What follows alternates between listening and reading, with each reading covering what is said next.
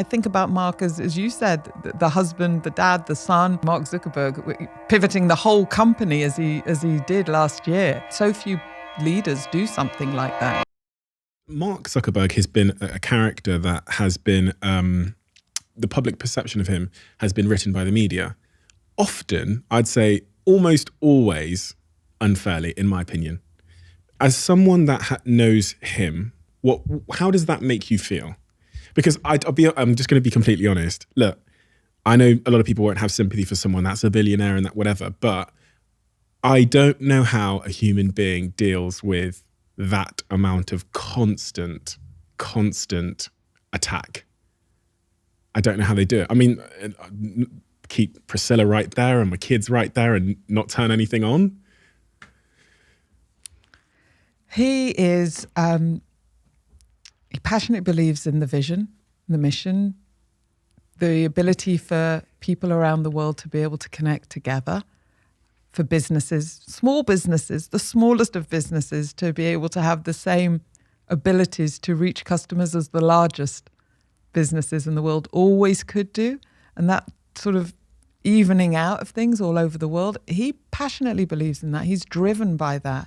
And then, you know, I think about Mark as you said, the husband, the dad, the son, extraordinary human being. And the fact that, you know, he's pledged to give virtually all of his money away to charity, to cure diseases. I mean, I think it's pretty extraordinary to have made some of those decisions in the way that he has. I personally find him inspiring. I find him courageous. I find him kind and caring. But most of all, I find him inspirational. Do you think he's misunderstood? I know him to be the man that I just described him to be. And so I'll leave others to judge that. But I often, you know, people ask me about advice for like moments of chaos. The only advice I've ever been able to conjure really is trying to plant yourself as much as you possibly can in the present moment and that which you can control. Yeah, totally. I'm absolutely. I heard a great speech years ago from a guy who'd climbed Everest, who basically says, you don't climb Everest. You get to base camp 1 and that's your thing. And then you work out how you get to 2. And you never climb Everest. You go from point to point. And certainly in chaotic moments, it's like, what are the things you can control? And what are your small milestones that you need to get to in order to either get out of the chaos or to hit the North Star? Do you see that in great leaders within Facebook/Meta? Oh, yeah, definitely. I mean, you know, having, you know, Mark Zuckerberg pivoting the whole company as he did last year, changing the name of the company and going, this is what we've done for the last 17 years. Here's where the new thing is going to be. This is where we're going to go. That's bold. That's extraordinary. So few leaders do something like that. I mean, it's one of the reasons that I love what I do is get to learn and be inspired by him. What's he like? Oh, he's incredible. Absolutely incredible leader. He sees things that others don't necessarily see. And he's always right in those things, in terms of what he plants, in terms of where the North Stars are, no question. And then he's really clear. He gives very clear direction as to what's important, what matters, where the trade-offs are going to be, and what he expects of people. And I think having that clarity of, you know, the things that we're going to measure the company against or the individual against, those are really important things. And, you know, growing up in agencies, as we both did, those were things that didn't really exist. It was all done on touchy-feely. How's that person doing?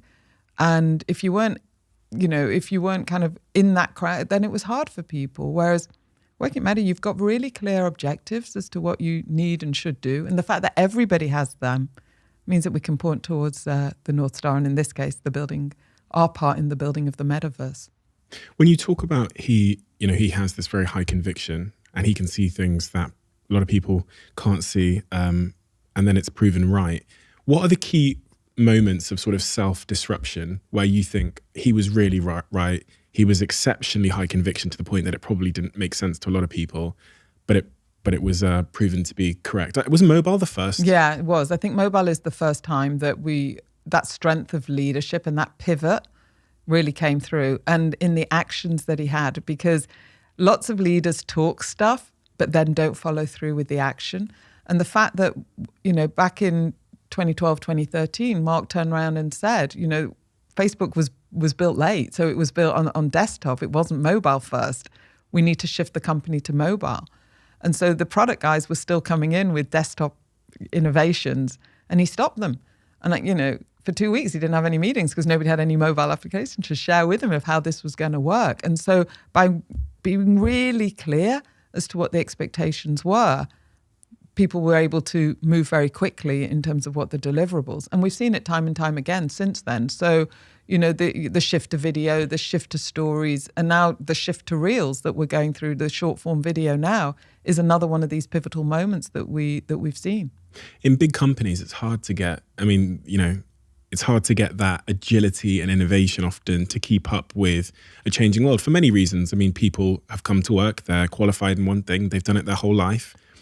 So it's understandable why there might be friction and reluctancy to go from being like a developer on a desktop to mobile. Like, that's not what I do. I don't know it. So there's so much friction and resistance. How does Mark and Facebook and how does the company overcome that? You talked about being very, very clear. What does that mean in practical terms? Does that mean like you will be fired if you don't? Or does it mean...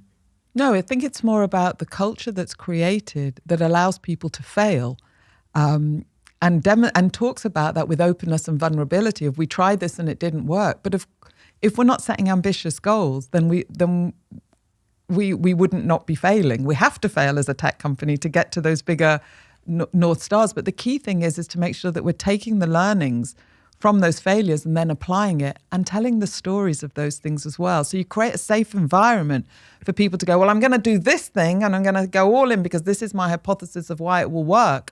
And then if it doesn't, to have the self-reflection to go, why didn't? What can we learn?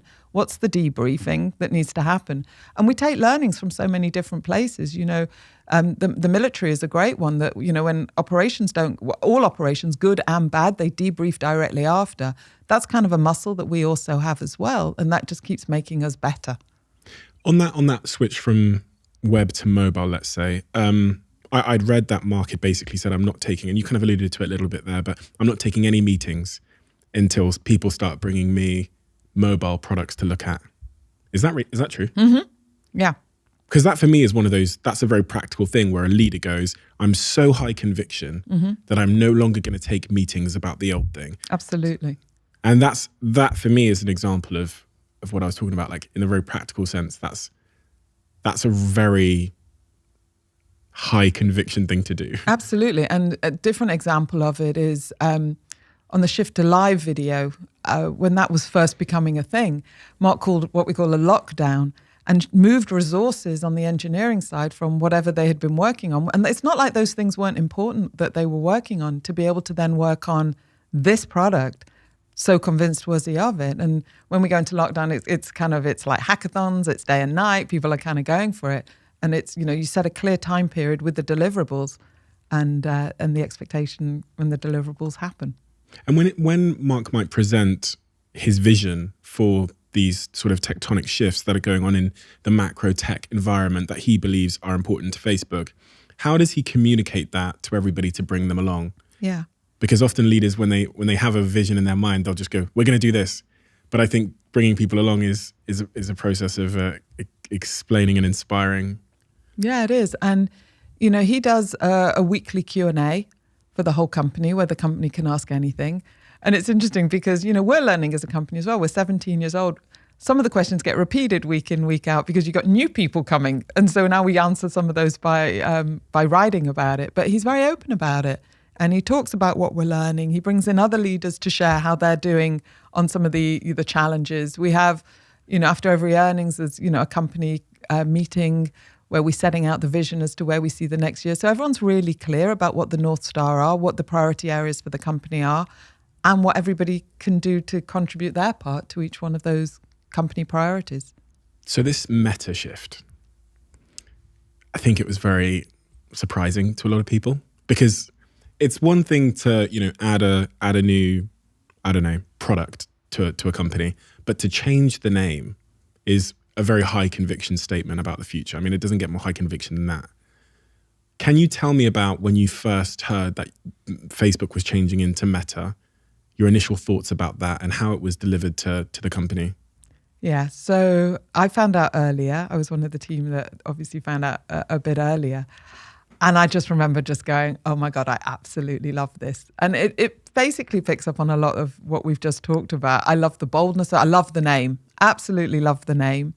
I saw that it addressed pretty quickly, some of the challenges that we saw about the fact that, as I said, the company's 17 years old and started just as Facebook. And we had Facebook as the company and we had Facebook as the biggest app. But by now we were all these other apps as well.